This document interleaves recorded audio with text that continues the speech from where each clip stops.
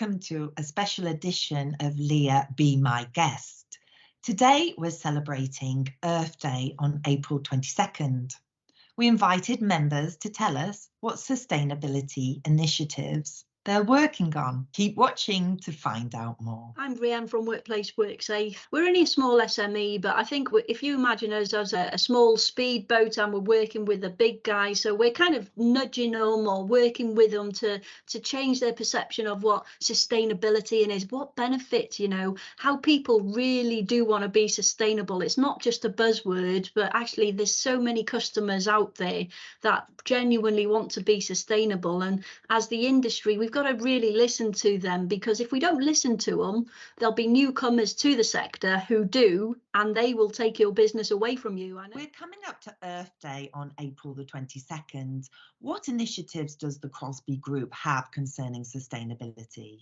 We are focusing more to support the wind and other renewable markets globally with our products to make that market safe as well, to make sure that the sustainability and the environment go hand in hand with safety of workers and equipment. We have obviously many factories throughout the world. We have more than 25 within the Crosby Group globally and about 14, 15 in Europe. So our Swedish plant is fully electrical, so we do not have use of gas in the factory over there. So our carbon footprint is quite low, certainly for that side, and we're looking for further initiatives to drive that sustainability goal going forward. This year, to mark Earth Day on April 22nd, Tiger is doing a litter pick around the local area of Amble in Northumberland, where our UK head office is. We think that anything that helps the many parties in the lifting equipment supply chain become more sustainable and efficient is a really positive step. This is why we have joined the Reconnect network and have started shipping out products with digital functionality. When super tags or embedded RFID digital chips are incorporated, this allows access to digitized safe use instructions, certification, and pre-use checklists. Having this information available digitally significantly reduces paper waste, helping companies manage their environmental impact. It also reduces time for equipment to be put into service, making for more efficient operations. Being a part of LEEA to us means holding ourselves to the highest of standards.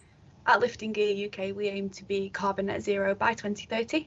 To do this, we are focusing on three key areas. That is a sustainable supply chain, sustainable operations, and sustainable customer offer. So far, we've ensured the transparency of our CO2 emissions to analyse and to improve and look at key areas where we can meet that target by 2030. We're lucky enough to have a zero waste to landfill, which we're very proud of, and we also have 12 strategically located depots across the UK, which helps us to reduce our transport emissions. We are looking into developing a polyester take-back scheme. This will encourage any suppliers or any customers to bring back any old, worn or damaged slings, and we'll happily recycle them and put them back into the sales fleet. So this will increase the product life cycle. We'll also focus on a sustainable product line, which will also have more recyclable components. We also want to further train our staff in sustainability, and we're going to focus on mapping our carbon-3, scope-3 emissions. This is Mandy, the marketing executive of Yoke Industrial Corporation from Taiwan.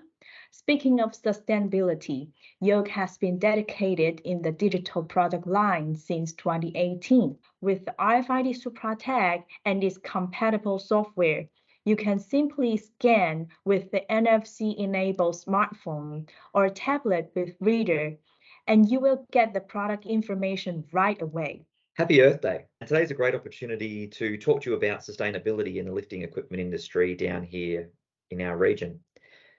So firstly, most of our members are recycling their metal products, which is a great news story to begin with. It helps reduce the reliance on primary steel, turning broken or damaged products into new steel, obviously reducing emissions by diverting it away from that primary production. We have a number of members now involved in the recycling of the rugby tags that are attached to millions of items of lifting gear across the region. So typically these little red, green, blue and yellow tags are left to rot where they're cut off and end up in microplastics, which are obviously harmful to the environment. And we don't want them, getting into the environment where our kids are going to be growing up in. So collecting and recycling them is incredibly beneficial as they're turned into long-term plastic products like park benches, etc. We also have a member, interestingly, who's 100% carbon neutral. So for this firm, it made great business sense, and they're really proud of that. As for them, they're now realising real returns on their bottom line. So it's not just a warm and fuzzy, it's actually tangible. So that's a really interesting solution for them, and really proud of that in our industry. So there are a couple of good news examples, but the lifting equipment industry, we've got more to do. A particular area that I'm interested in is the recycling of soft slings. So our industry manufactures, imports, distributes, sells, inspects, and then discards thousands of items every year. Mostly these items end up in landfill. So at LiftX in Sydney on the 24th and 25th of May, I'll be announcing a major project for LEEA in 23-24 about sustainability in action for our industry.